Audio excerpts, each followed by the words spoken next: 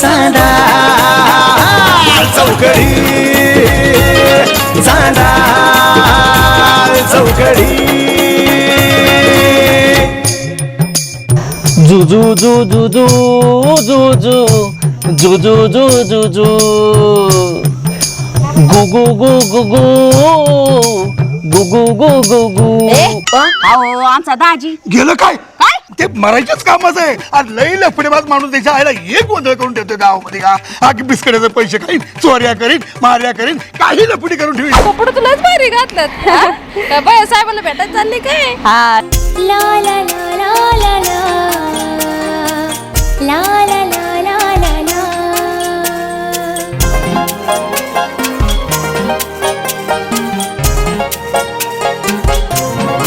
पुढचा जन्म ना तुम्हाला घोडा भरून बरोबर आहे घोडा. त्याच्यापेक्षा डुक्कर बना तो डुक्कर आहे ना बरोबर गु खातो.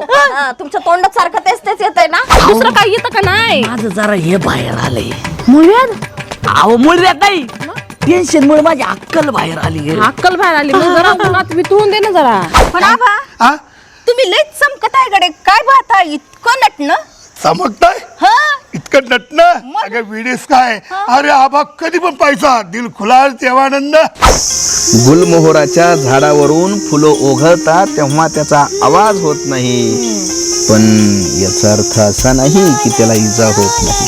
वा वा मस्त मस्त.